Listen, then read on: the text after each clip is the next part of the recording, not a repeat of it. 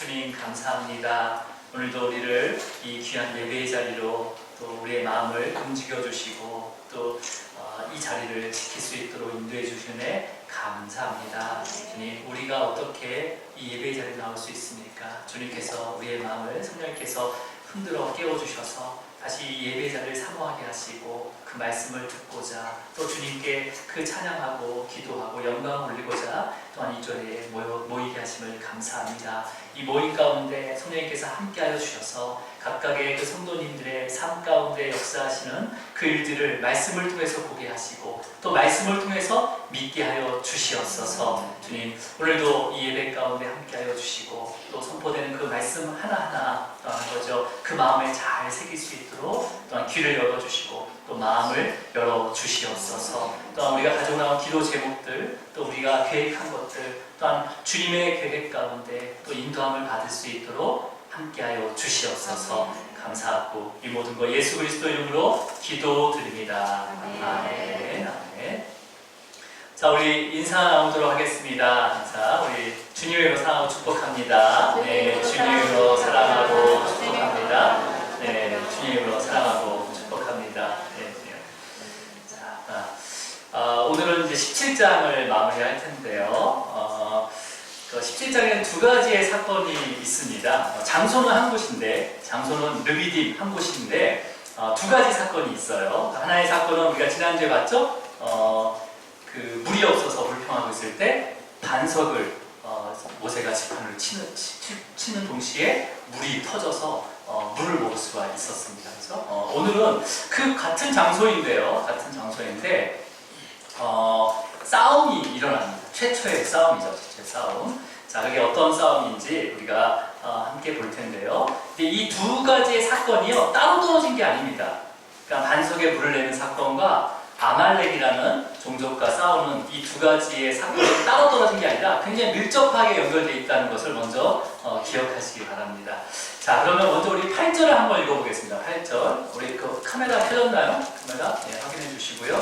자, 8절 먼저 읽어볼게요. 시작! 그때 아말렉이 와서 이스라엘과 르비딤에서 싸우니라. 네, 8절. 그때 아말렉이 와서 이스라엘과 르비딤에서 싸우니라 라고 되어 있어요. 그래서 이 그때라는 시점은요, 일단 먼저는 그 이스라엘과 아말렉이 싸우게 되는 배경이 포함한 앞의 사건을 나타내는 거죠. 그죠? 앞의 사건. 앞의 사건이 어떤 거였죠? 이스라엘 백성들이 르비딤에 딱 도착했어요. 근데 물이 있었어요? 없었어요? 물이 없었어요. 그러니까 불평하면서 모세와 다투고 또 모세를 돌로 치려고 하는 그런 긴박한 상황 가운데 모세가 하나님을 찾았다죠. 그죠? 하나님을 찾았습니다. 하나님을 찾아서 하나님의 능력을 구하고 하나님을 바라보게 될 때 하나님께서는 모세에게 말씀하셨죠. 장로를 데리고 백성들과 다투지 말고 그 앞을 지나가라 라고 얘기했어요. 그리고 나일강을 쳤던 그 지팡이를 들고 호렙산에 있는 그 반석을 치라 라고 명령하십니다. 그죠? 네. 그랬을 때 모세는 진짜 하나님의 말씀에 순종하면서 다투지 않고 그 백성 앞을 지났어요. 그리고 장로들과 함께 호렙산 그 반석으로 가서 장로들이 보는 그 앞에서 반석을 쳤습니다. 그랬더니 그 반석에서 엄청난 물의 양, 250만 명이 먹을 수 있는 정말 댐이 터져가지고 나오는 그 정도의 양의 물이 터진 거죠. 그죠? 그 터진 물이 그 계곡을 따라서, 호렙산 그 계곡을 따라서 르비딤에 있는 모든 샘을 채워서 250만 명의 그 인원들이, 이스라엘 백성들이 충분하게 물을 먹을 수 있도록 하셨어요. 그렇죠? 네. 여러분, 르비딤은 그냥 광야에 있는 어떤 한 공간이 아니라 오아시스라고 말씀을 드렸습니다. 그래서 호렙산에서 가장 가까운 오아시스이고, 그 다음에 지금도 그 르비딤 샘이 있는데 샘이 10개가 있고요. 그 다음에 지금도 12,000그루의 나무가 심겨져 있어요. 거기 그 광야, 시내 광야와 신광야 그 사이에 있거든요. 그리고 둘레가 계곡으로, 높은 계곡산으로 둘러져 있는 곳이 바로 르비딤이었어요. 예. 그러니까 지금 어떤 의미냐면 여러분, 이스라엘 백성들이 르비딤에 도착을 해서 장막을 치고 보니까 물이 없었던 거예요. 샘에. 그죠? 샘이 다 말라가지고 물이 없었던 거죠. 그죠? 그러니까 이제 이 르비딤에 온 목적이 없어진 거죠. 여기서 물을 먹고 좀 쉬어야 되는데 이 오아시스에 구실을 하지 못하고 있는 상태에서 당연히 이스라엘 백성들은 불평할 수밖에 없는 거죠. 그죠? 네.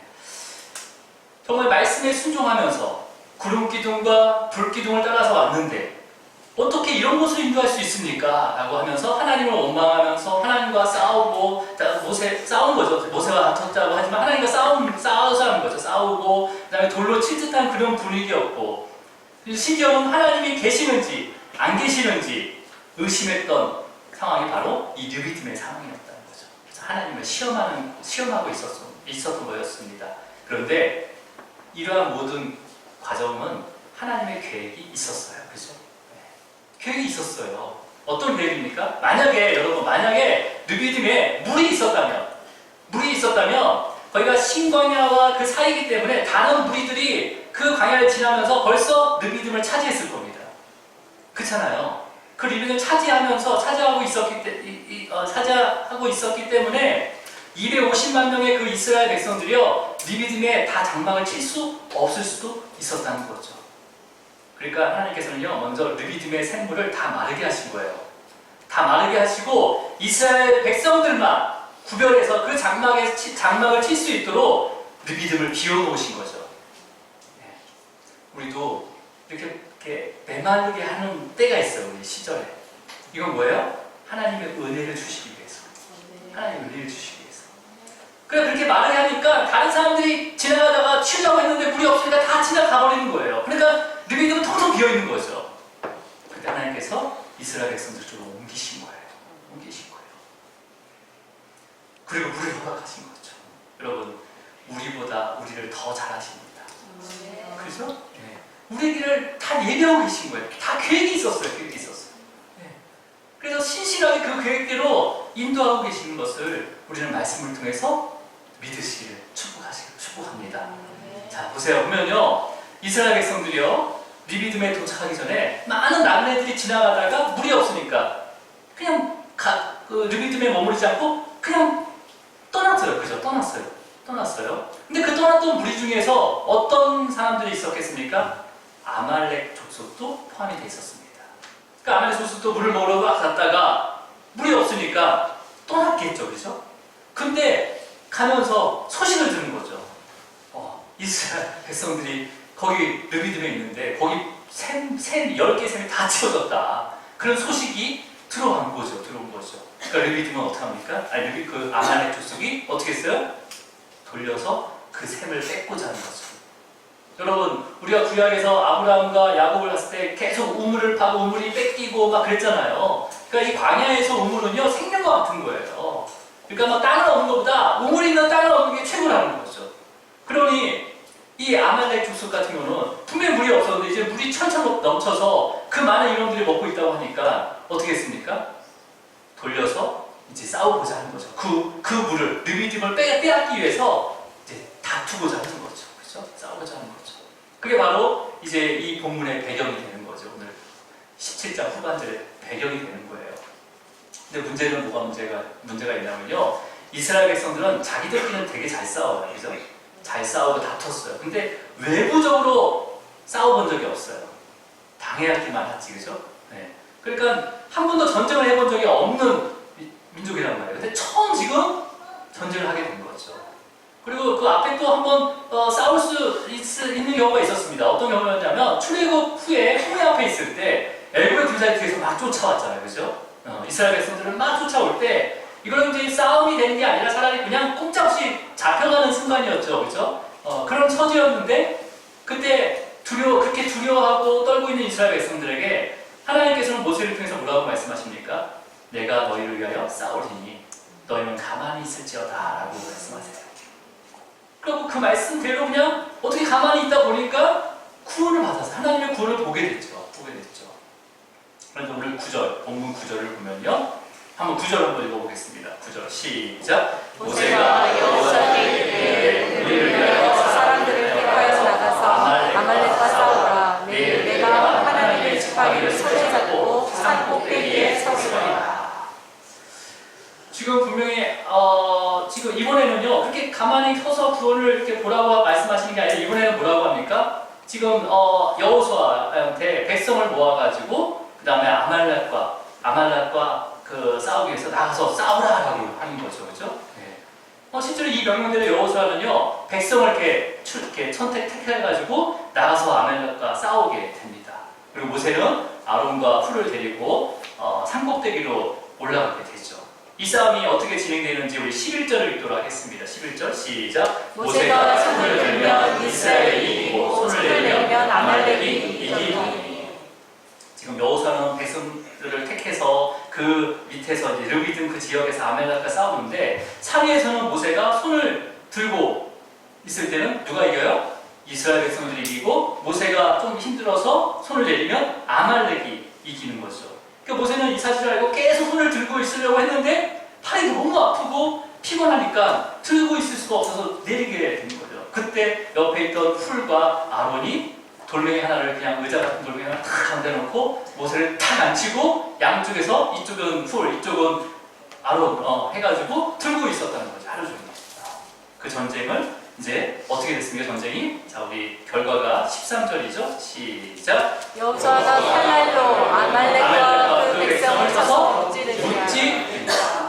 그리고 모세는 그곳에 제단을 쌓고 이 제단의 이름을 여호와 니시라라고 부르게 됩니다. 여기까지는 이제 저와 여러분이 늘 듣고 잘 알고 있는 이제 스토리고 아이들도 너무 많이 이렇게 듣는 스토리죠. 그래서 우리가 여호와 니시 찬양하고 막 손을 들고 찬양하고 그랬던 그런 내용이지만 그래서 이제 이 사건들을요 또 일부 주석가들은요 히브리 사람들이 기도할 때 손을 들고 기도하거든요.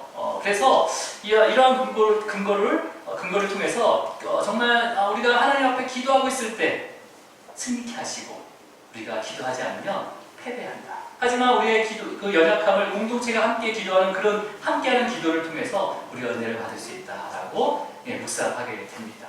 물론 우리가 기도하는 시간은요 우리의 눈뜬 시간을 인도하게 됩니다. 네. 맞는 말이에요. 근데 하지만 오늘 이 본문의 전체적인 흐름에서는요 약간 좀 더 확장을 해서 우리가 한번 묵상을 해볼 거예요.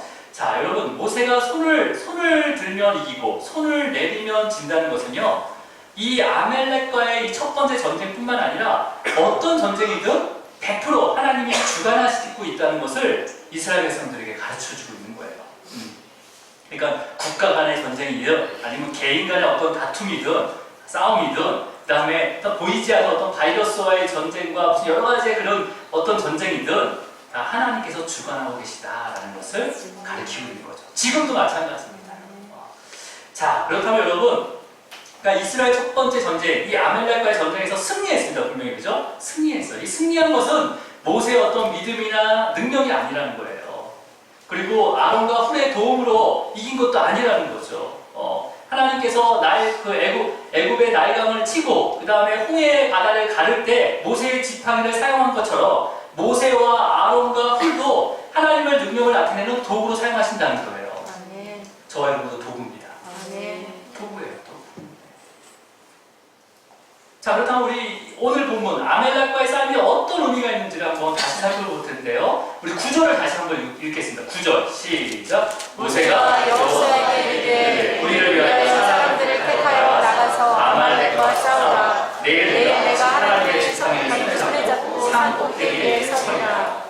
지금 아말렉과 이스라엘의 싸움이 시작되니까 지금 하나님께서는 모세에게 여호수아에게 사람을 뽑아서 아말렉과 싸우라고 바로 명령을 했어요. 그죠? 바로 명령하고 모세는 어디로 간다고 합니까? 어디로 간다고 되어 있어요?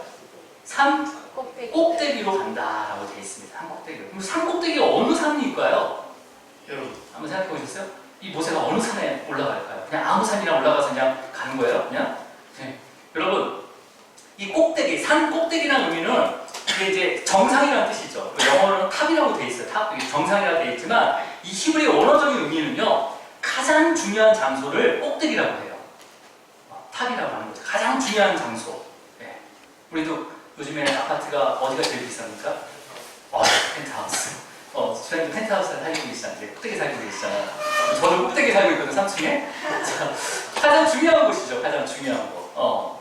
그렇다면 모세가 서 있겠다는 가장 산 꼭대기, 가장 중요한 곳은 어딜까요? 어딜까요? 방금까지 있었던 곳이 있었어요. 어디였습니까? 하나님이 서 있던 그 호렙산 그 반석이에요. 반석.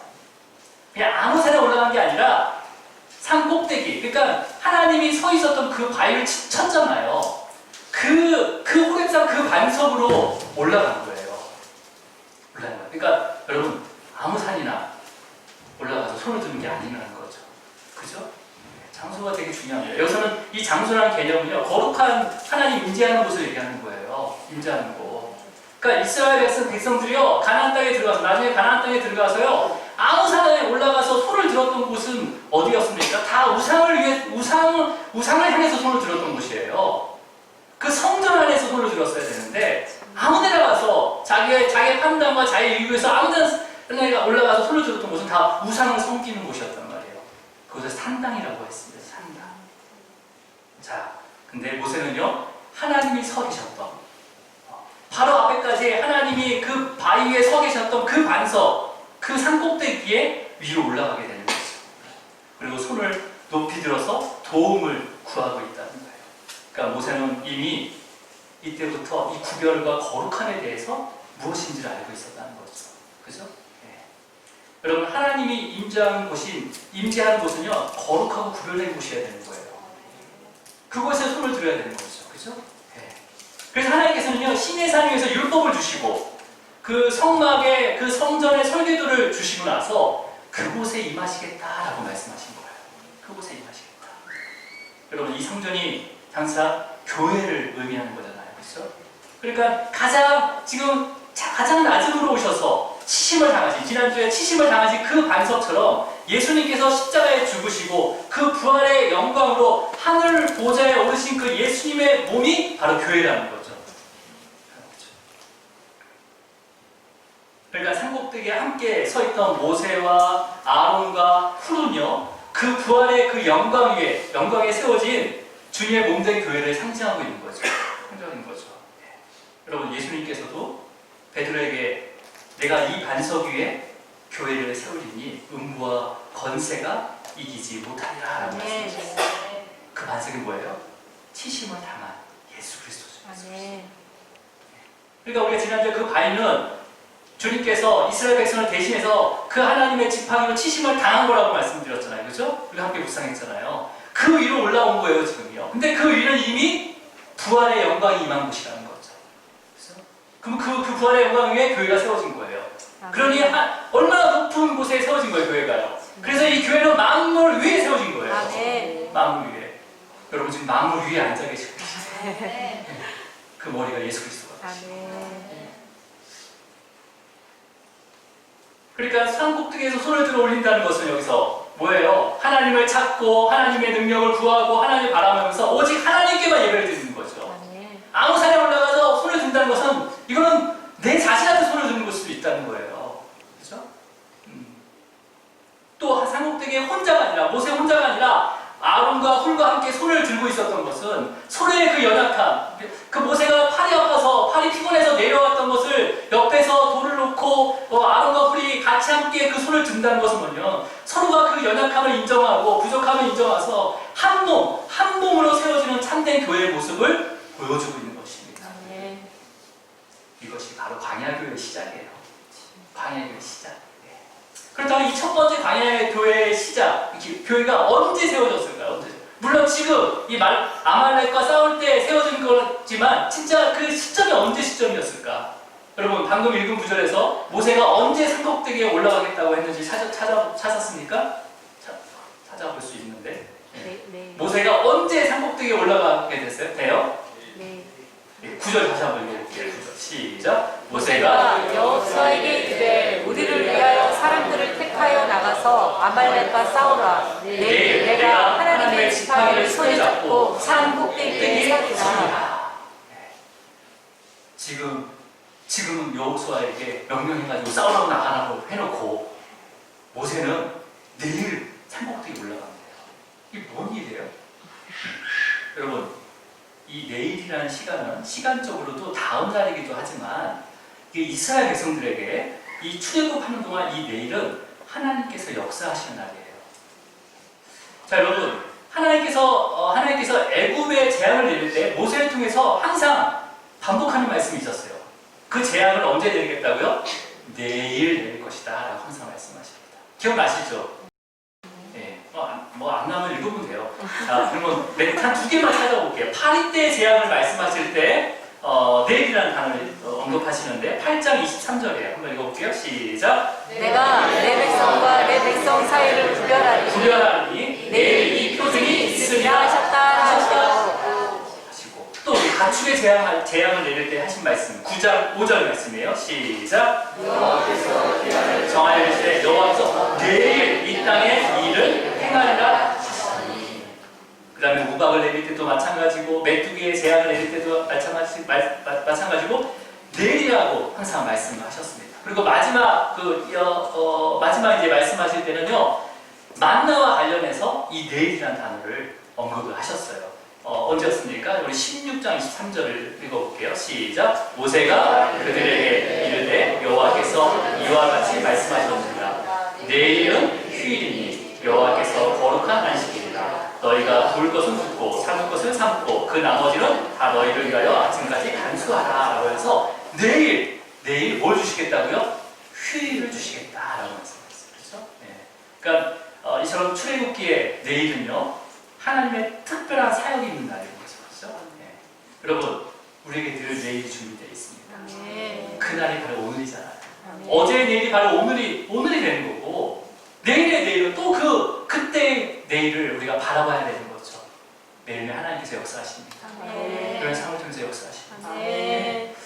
그러니까 근데 지금 모세가 내일 서겠다는 그 산꼭대기는 하나님께서 서 계셨던 그 반석 위란 말이에요. 그 반석에서 지팡이를 쳤을 때, 그 반석에 지팡이를 쳤을 때 물이 터져 나왔던 그 반석에 오르겠다는 거잖아요. 서겠다는 거잖아요. 그죠? 네.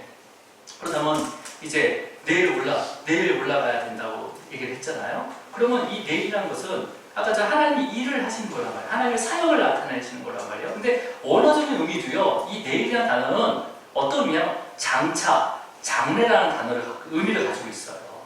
장차, 장래. 여러분, 이 내일이라는 단어, 이 장차, 이 단어는요, 이 구속의 약속이 다 포함이 되는 거예요. 장차 고난을 당하시고, 장차 부활하신 그 주님께서 교회를 만물을 위해 세우시고, 택하신 그 백성들을 구원하시겠다는 구원의 약속이 이 내일에 들어가 있다는 거죠. 장차, 장래에 들어가 있다는 거죠. 그렇다면 여러분, 아말렉과 직접 싸우고 있는 여호수아죠. 여호수아는 내일이 오기까지 이 싸움을 이길 수 있었을까요? 없었을까요? 힘써 싸워보지만은 아말렉을 이기지 못했단 말이에요. 하지만 내일이 오자 그 산꼭대기에서 모세의 팔이 올랐을 때는 이기는 거예요. 물론 피곤해서 잠깐 질 때도 있었지만 같이 아론과 훌이 그 손을 함께 들었을 때 그 위에는 한 번도 안 내려왔다는 거죠. 저녁 때까지. 그래서 여호수아는 그 내일에 이기게 된 거죠. 그죠? 네. 여러분 여호수아라는 이름이 오늘 본문에 처음 나오거든요. 네, 처음 나옵니다. 여호수아라는 이름 그 히브리 원어 자체가 여호와께서 구원하심이라는 단어를 갖고 있어요. 여호와께서 구원하심. 네. 헬라어 의미로도 이에수스라는 단어로 예수 그리스도를 예표합니다. 네. 자 그렇다면 여러분, 그러면 지금 이 아말렉과의 전쟁에서 실질적으로 승리한 자는 여호수아예요. 그죠? 맞죠? 여호수아잖아요. 그러면 이 여호수아도 예수님을 예표하는 거거든요. 그러면 지금 이 예수님, 지금 승리한 여호수아는 어떤 예수님을 예표하는 거예요? 어떤 예수님? 네. 지금 지팡이로 치심을 당한 그 반석이 물이 났잖아요. 그죠? 그리고 그런 예수님의 그 고난을 상징하고, 그 다음에 이제 내일, 그 다음날 그 바위는 어떤 바위가 되는 거예요? 부활의 바위가 되는 거예요. 고난을 받으셨으니까 그 내일은요, 하나님의 그 영광이 나타나는 바위가 되는 거죠. 그 바위 위에 뭘 세운 거예요? 교회를 세운 거예요. 교회를 세운 거예요. 그럼 그 교회에서 지금 이 믿음의 공동체 아론과 모세와 훌이 기도하고 있잖아요. 예배를 드리고 있잖아요. 그러면 우리의 육신의 모든 문제는 누가 싸우고 있는 거예요? 여호수아가 싸우고 있는 거예요. 주님께서 싸우고 계시는 거예요. 우리의 육신의 문제, 우리의 영혼의 문제, 우리가 싸울 수 없습니다. 근데 우리가 그 거룩한 하나님의 임재한 그 장소에서 손을 들고 아무 사람한테 손을 든 게 아니라 그 그 부활하셔서 교회를 세우신 그 예수 그리스도를 향해서 손을 들었을 때 여호수아가 싸워준다는 거죠. 바로 예수님이 싸워주신다는 거죠. 우리 대신해서. 그래서 그 모든 전쟁에서 그 택하신 백성들을 구원하시고 승리하시는 그 예수님의 예표가 바로 여호수아가 되는 거예요. 그리고 그 여호수아가 예수님이 되는 거고 그 예수 그리스도가 여호와 니시입니다. 여호와 니시. 이렇게 끝나려고 했거든요. 근데 뒤에 본문이 남아 있어요. 우리 17장 14절을 읽어볼게요. 시작. 여호와께서 모세에게 이르시되 이것을 책에 기록하여 기념하게 하고 여호수아의 귀에 외워 들리라. 내가 아말렉을 없이하여 천하에서 기억도 못하게 하리라. 아멘. 지금 이스라엘 역사상 첫 번째로 아말렉과 전쟁을 하고 승리했어요. 그죠? 승리했어요. 근데 하나님께서는 모세에게 이 내용을 이것을 책에 기록해서 기념하라고 합니다. 그래서 여호수아의 귀에 외워서 들리게 하라고 얘기해요. 여러분, 그 당시 고대 근동뿐만 아니라 그 이후에 그 승리한 장군에게는요 기념비를 세웁니다. 기념비를 세워요. 그래서 그 기념비에 장군의 이름도 세우고 이름을 기록하고 그 다음에 전쟁에 그 공로를 세운 그 사람들, 병사들이나 그런 특별한 사람들을 또 이름을 기록해서 기념을 해요. 보통. 근데 여러분 프랑스의 개성은 가보셨습니까? 네, 저는 이제 은혜 가운데 그 종교 개혁지 이렇게 탐방하면서 갔었는데 거기는 진짜 사람이 다니는 분이 아니더라고요. 그냥 기념물이에요. 그 파리의 그 개성문은 기념물이에요. 근데 그 어떤 기념물이냐면 나폴레옹이 전쟁에 승리하고 나서 세운 기념비예요. 기념비. 그래서 1808년인가 세웠다고 하더라고요. 근데 그 밑에 나폴레옹과 그 다음에 수많은 전쟁에서 이긴 사람들의 이름이 다 기록이 돼 있더라고요. 바닥에 돼 있었습니다. 그러니까 만약에 여호수아가 이스라엘 최초로 아말렉과 전쟁을 해서 승리했다면 당연히 여호수아의 기념비를 세워야 되는데 지금 하나님께서는 책으로 기록해서 여호수아의 귀에 들리게 하라라고 말씀을 하고 있는 거죠. 여러분, 그래서 그 내용은요 아말렉을 세상에서 완전히 제거해서 기억하지 못하게 할 것이다 라고 이렇게 기록을 하라고 기록하고 기억시키라고 하는 거예요.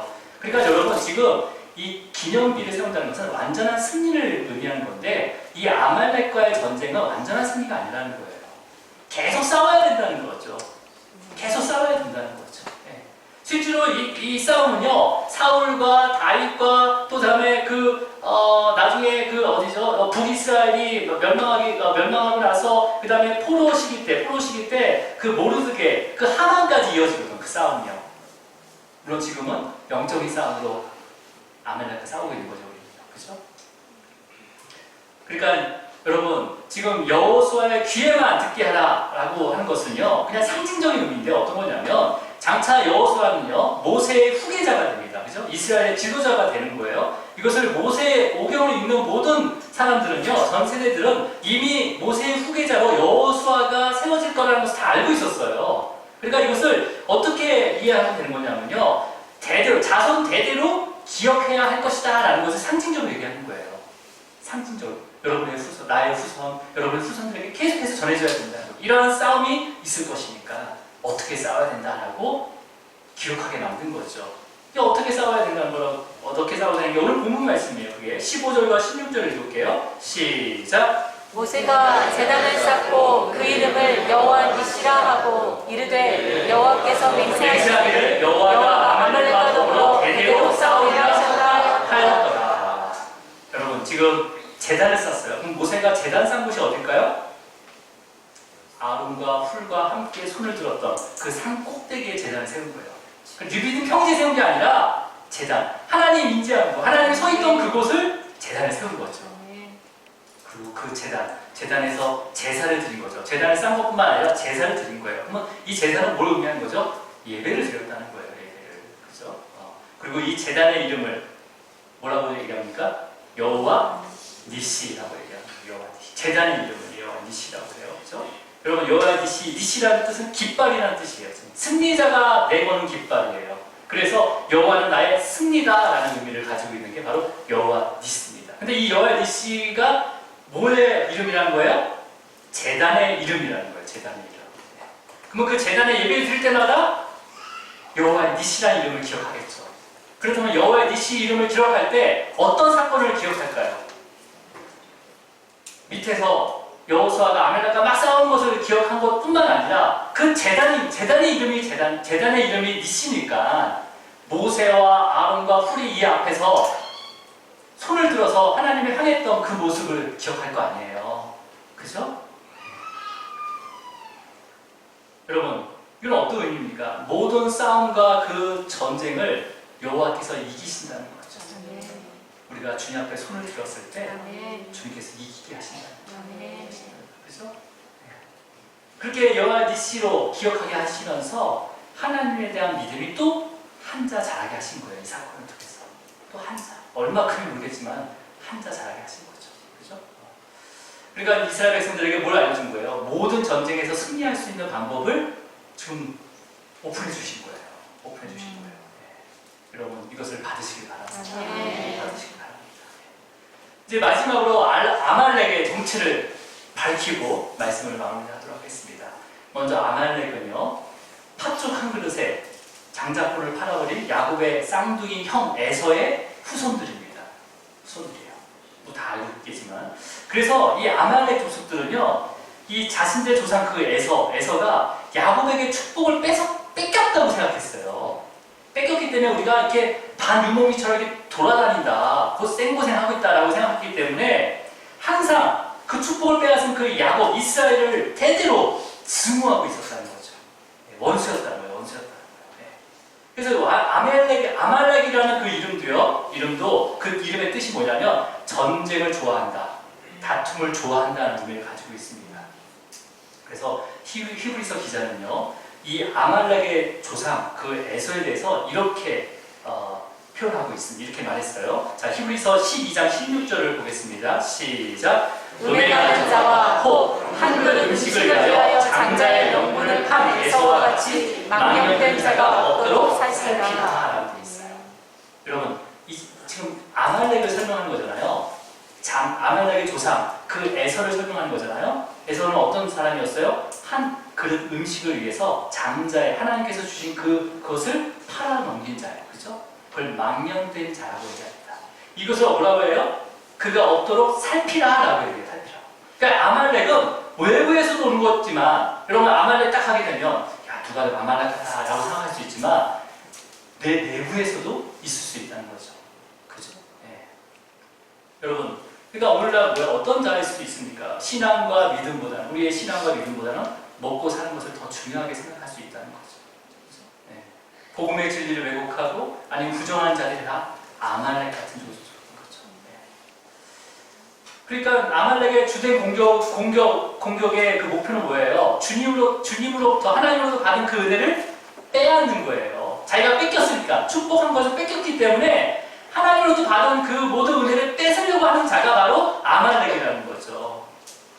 여러분 우리가 많은 은혜를 주십니다. 그죠? 주님께서 많은 은혜를 주셨어요. 많은 은혜를 주셨어요. 네.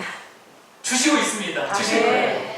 근데 그 은혜를 받았다면 반드시 또 아말렉이 그 은혜를 뺏고자 싸움을 걸어오게 된다는 거예요. 네. 근데 이 아말렉은요, 약한 곳을 집중 공격합니다. 실제로 역사적으로도요, 이 아말렉 조성은 신명기에도 기록되어 있지만 아말렉 조성은요, 싸울 때 정면 승부를 하지 않습니다. 정면 승부보다는 뒤에 처진 자들을, 아니면 약한 자들을 비열하게 뒤에서 공격하는 거죠. 네. 사탄도 똑같아요. 여러분의 강한 것을 공격합니까? 약한 부분을 공격합니까? 약한 부분을 공격하는 거예요. 너무나 잘 알고 있는 거죠. 네. 우리는 어떻게 약한지 잘 몰라요. 근데 나중에 내가 계속 공격받고 있는 것이 가장 약한 분이라는 것을 기억하시기 바랍니다. 그걸 단련시키기 위해서 하나님께서도 테스트하시는 거예요. 시험하시는 거예요. 우리가 시험을 봐야지 어떤 부분을 내가 약한지 알 거 아니에요. 그죠? 시험을 봐야지. 그러니까 시험 가운데 있는 거죠. 과연 가운데 우리가.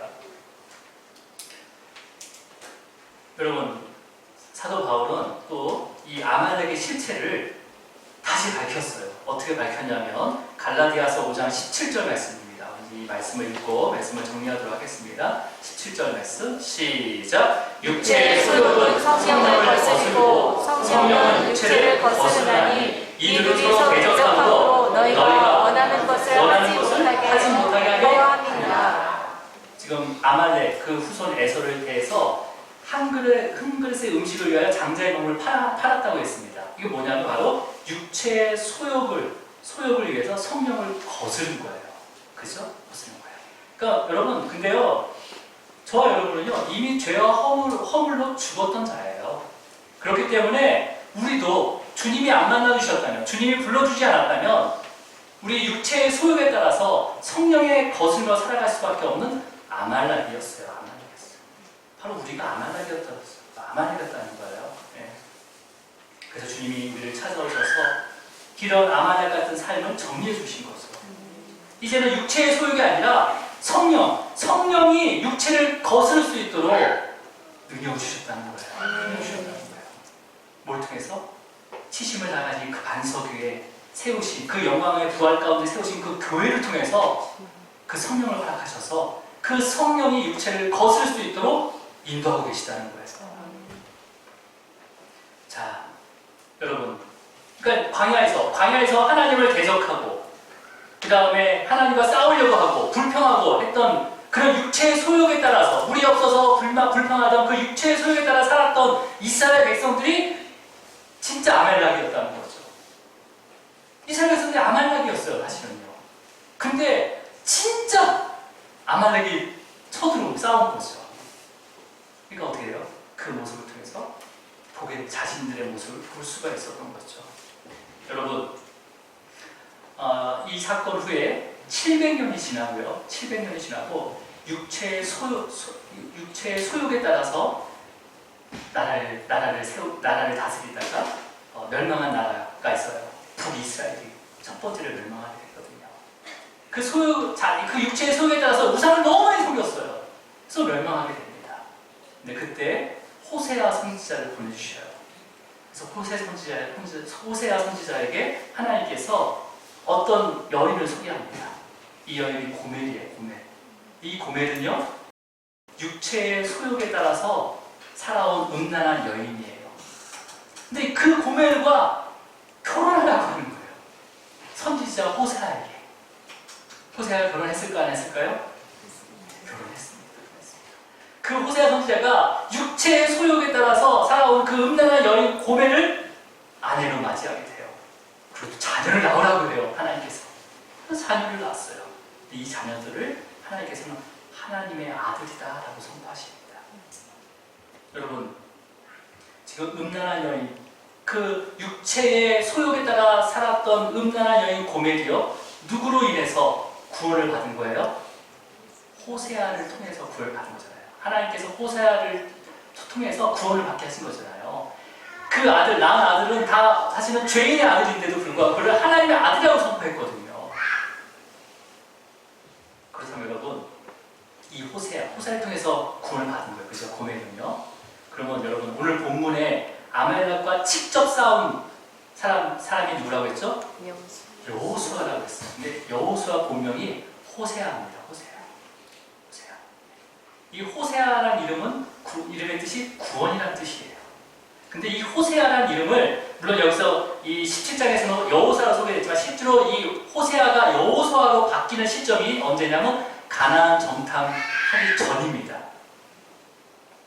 여러분, 몇 명을 정탐 보내죠? 12명을 보내요. 근데 그 이름을 호세아를 여호수아로, 여호와께서 구원하시라는 의미의 여호수아로 이름을 바꿔요. 정탐하고 딱 돌아왔어요. 근데 정탐국 10명은 육체의 소욕에 따라 판단하고 두려워하고 우리는 절대로 갈 수 없다라고 그렇게 성령을 거스르는 말을 합니다. 하지만 여호수아와 또 갈렙은 성령에 따라서 판단하게 되고 약속의 땅에 들어가게 돼요. 여러분, 이 갈렙이요, 그러니까 옆에 우리 모세의 손을 잡고 있는 사람이 훌하고 누구였습니까? 아론이었잖아요. 이 갈렙의 아들이 훌이었습니다. 그 다음에 모세의 누이의 남편이 훌이에요. 자, 그렇다면 여러분, 이제 말씀을 좀 이제 질문을 하나 하겠습니다. 그러면 여러분, 이 아말렉부터 진멸됐지만 여전히 이 아말렉과의 싸움은 있다는 거예요. 영적인 싸움이 있다는 거죠. 그렇다면 저와 여러분은 어떻게 해야 될까요? 되겠습니까? 이런 싸움 가운데 어떻게 해야 되겠어요? 손을 들어야 되는데 정확히 누구에게 손을 들어야 되는 게 중요한 거죠. 먼저는. 그죠? 그냥 막 드는 게 아니라 그 들어야 될 손이 어떤 손이에요? 우리가 말씀을 봤듯이 그 모세와 아론과 쿨이 했던 것처럼 그 반석 위에 오르셔. 그 산꼭대기, 그 반석 위에 올라서 손을 들어야 되는데 그 반석은 누구냐는 거죠. 치심을 당한 예수 그리스도가 아니라 이제는 치심을 당하시고 부활하시고 그 영광의 보좌 가운데 있는 그 교회를 세우신 그 예수 그리스도를 향해서 손을 들어야 된다는 거예요. 그래서 우리의 구원은 예수 그리스도를 통해서만이 구원을 받을 수가 있습니다. 다른 곳에서 손을 드시면 안 되는 거예요. 오직 예수 그리스도를 향해서 손을 들으셔야 됩니다. 그래야지만요 우리의 그 육체의 소욕의 싸움에서 이길 수 있습니다. 우리가 이기는 게 아니에요. 누가 이겨주는 거예요? 그렇게 들었을 때 그 나의 싸움은 여호수아, 이 여호수아가 싸워주는 거죠. 바로 예수 그리스도가 싸워주시는 거죠. 바로 그분이 바로 여호와 니시가 되시는 거예요. 니시가 되어주시는 거예요. 여러분, 여호와 니시이신 예수 그리스도를 바라보시기 바랍니다. 네. 그리고 이미 승리하셨어요. 이미 승리하셨고 우리에게 성령을 보내주셨습니다. 이젠 그 성령의 인도하심 가운데 우리의 모든 육체의 소욕을 이길 수 있도록 허락하셨기 때문에 우리가 그 여호와 니시이신 예수 그리스도를 바라보며 또 이 한 주간 승리하기를 주님으로 축원합니다. 기도하시겠습니다. 주님 감사합니다. 주님 사랑합니다. 우리에게 매일매일 만나와 같은 또 생명수와 같은 또 그 은혜를 내려주셨는데 또 그 은혜를 뺏으려고 하는 그 아말렉 같은 존재가 있었습니다. 하지만 그 존재가 바로 나였다는 것을 또 알게 하시고 감사합니다. 죄인된 우리를 정말 주님께서 자녀 삼아주시고 다시 하나님의 아들로 세워주셔서 이제는 그 영광의 그 반석 위에 하나님의 그 주님의 몸된 교회를 세우셔서 그 교회를 통해서 우리가 모든 전쟁 가운데 승리할 수 있도록 성령님을 인도하여 주시고 이제는 육체의 소욕에 따라 걸어가는 것이 아니라 성령으로 그 육체를 거스를 수 있도록 인도해 주시면 감사합니다. 순간순간 내 마음 가운데 성령께서 함께해 주셔서 내가 정말 어디를 바라보고 있는지 어디를 향해 손을 들고 있는지를 또 바르게 알게 하시고 이제는 정말 주님만을 위해서 살아갈 수 있도록 인도하여 주시옵소서. 또한 우리의 그 아말렉 같은 존재들 그들이 있다면 이제는 그 예수 그리스도를 소개하고 예수 그리스도의 그 복음을 전해서 그들도 고멜과 같이 구원을 받을 수 있도록 인도하여 주시옵소서. 오늘도 우리가 기도할 때 찬양할 때 아버지 우리에게 주신 그 은혜를 기억하며 그 은혜 가운데 주님의 영광을 드러낼 수 있도록 인도하여 주시옵소서. 감사하고 예수 그리스도 이름으로 기도드립니다. 아멘. 우리 다 함께